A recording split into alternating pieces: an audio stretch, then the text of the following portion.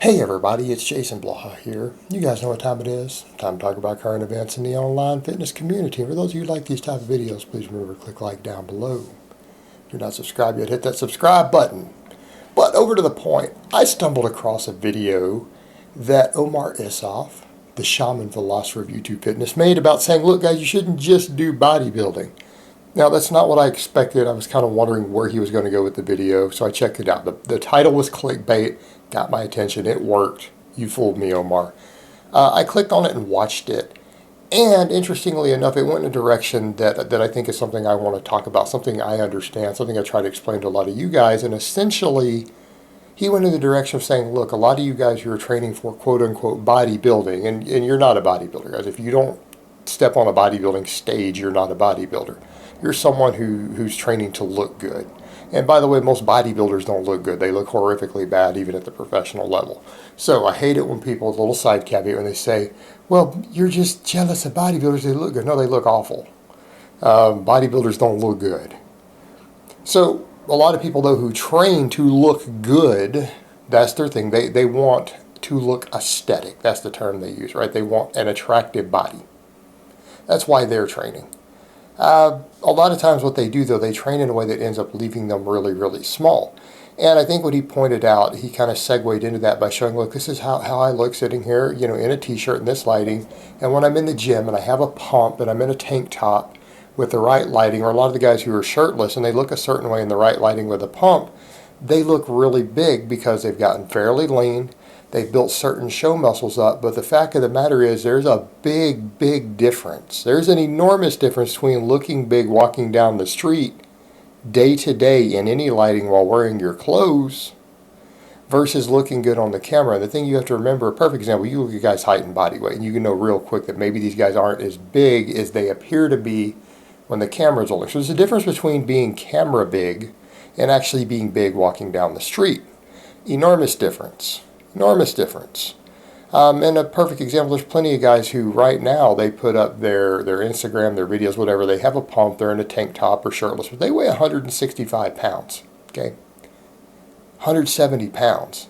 It's not possible to be big at 170 pounds. There's, again, mass is a function of weight. I mean, weight is mass, it's the same thing. That determines your actual size. Right? You can't have that much lean body mass on your frame at 170 pounds. It's just not possible because there's only 175 pounds or 170 pounds of everything that's there.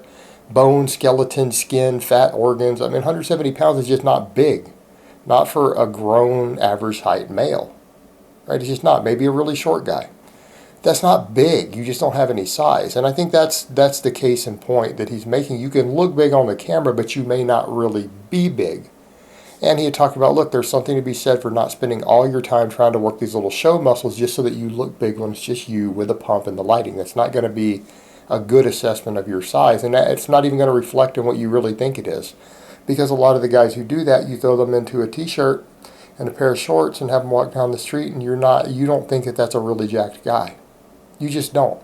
And you don't spend your whole life running around with your shirt off with a pump in perfect lighting. Okay, and that's what you have to look big when that's how you've built things up. And I mean, I think, again, I don't like it when I always talk about myself with stuff because people get really funny about it when I talk about myself. But I did a video recently because you guys are used to me training with my little fisheye lens and in my shorts and everything. When I do my training, I did a tutorial video, and I've done a couple of them like that, where I just put on nice, good size t-shirt and my shorts, right? And I did a tutorial showing something with the camera way back, not using a fisheye lens so that I could use my mic. So I used my normal camcorder, this one here.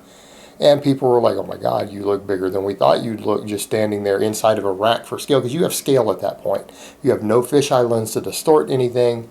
And I'm wearing a t-shirt and shorts. And people were like, yeah, you're bigger than we thought. But it's like, it should be the case. You know, people will say this, oh, he'll joke and say he's bigger in real life. Well, I've been to expos, guys. I've seen how big a lot of these guys are. A lot of these fitness personalities are not as big as you think they are in person. They're pretty small. But, I mean, it's a perfect example. I mean, I would compare myself with Omar there. And I'm a guy who's built a big strength base and do a lot of training volume these days. But I train for strength, but I understand that size equals strength. So you need a lot of training volume to get stronger, right? This is understood. There's a continuum. But I do, by most standards, I do very, very high volume training. Anyone who wouldn't say that I do very high volume training at this point is literally insane. They must have the most ludicrous training loads known to man. Because, I mean, it's not uncommon for me to do 30 work sets per muscle per week, right? That's not uncommon. And I max out every week. So the difference here is that you compare Omar and I. Omar is the same height as me. We are the exact same height according to every spec I can find. I outweigh him by 40 pounds, okay? Our body fat is not dramatically different. It's not like I'm walking around with 20 pounds of fat more than he has. So we're fairly similar body fats. He could be leaner, he could be the same body fat as me, but we're within a couple percentages of each other, right? Within a couple percentages. Same height. He's 181, I'm 220. Okay, 40 pounds difference. So the difference is when you are standing up and walking around in clothes, 40 pounds of weight difference. A pretty good chunk of it being muscle.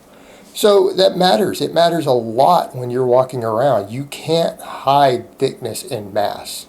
Right? You can hide small detailed muscles, small little detailed muscles, and all this focus on your individual cut and this individual head of this muscle. The stuff that only shows when you're real lean, when you got a pump and you got good lighting and it's all uncovered, right? That stuff disappears in everyday life. That disappears when you are standing out in public and doing your day-to-day stuff. It's all gone.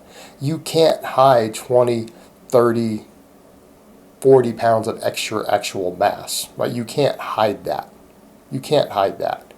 That is going to show, and that's what I would tell a lot of guys. Look, if you want to look big, and I mean actually look big in person, not big with on Instagram, right? Not look big on Instagram, and that's fine if you're going to make your living that way. If you want to make money, hey, look big on Instagram if you want to sell detox teas, man. That's what you need to do. That's fine. I get it. It's your career. But that's just for the internet. If you want to look big when you're in person, you want to look big when you go to an expo, you want to look big when you go to a powerlifting meet, whatever you're going to go to, you need to just get really, really, really thick.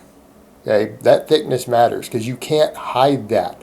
When you're walking around in a t-shirt and a pair of shorts with no pump and any random lighting, you can't hide it when you really are big. People are going to realize you're big. Okay? So I would say to guys, if you want to actually look big anywhere but the internet, you need to really focus on just overall thickness. Not worry about all this time on these individual show muscles. But let's come over to the point of what he said of, well, a lot of strength bros, they'll just lift heavy and they don't do the volume, and the volume bros, they don't lift heavy, and you have to be strong to get big without drugs. And he's right. He's right on that. But we'll come over to the point. Guys who are serious strength guys generally do a lot of training volume on top of it, because that is how you get thick. You really do need the combination, and that's what I'm going to agree with here, and he's right. If you want to be legitimately big without using very copious amounts of illicit substances, you are going to have to get really, really strong. You're going to have to lift really heavy weight on all these big movements, and you're going to need to do a lot of volume. Let's come over to the volume. Most of your volume should still be reserved for fairly big exercises. Right? I'm not saying it needs to be squat, bench, and deadlift, because I don't do much volume on those. But I'll come in, and let's talk about just even upper body stuff. Perfect example. It's not uncommon for me on a max bench day after I hit my max to do 5 sets of 10 on the floor press, 5 sets of 10 on the overhead press, 5 sets of 10 on the JM floor press for my triceps, and then do 100 chin-ups afterwards. Okay, that's normal. That's average. And I would say to people, if you're trying to get big, you might want to think about doing stuff like that. Same thing, max effort squat and deadlift day. Right? Hit a 1 rep max on a squat or a deadlift variation. Come behind it, do 5 sets of 10 on barbell step-ups, right, for your quads, for your glutes. 5 sets of 10 on good mornings. 5 sets of 10 on glute bridges. Then do 100 chin-ups afterwards, right? That's what I do these days, and that sort of training, it will get you thick, but it is always going to be based around, you have to build that strength first, right? Because you have to build the strength, because if you're not strong, you're not going to have any workload on those sets of 10. You're not going to be able to lift any weight. You're going to be pumping around with the empty bar for 5 sets of 10, right? And that's not going to get you big either. So the strength base is a requirement to get you there. And conversely, getting big and thick from the supplemental lifts will also work the other direction to make you stronger. And it all ties together. All right, guys, well, that's really all I have to say on that today. I hope it's been informative, and I will talk to you guys next time.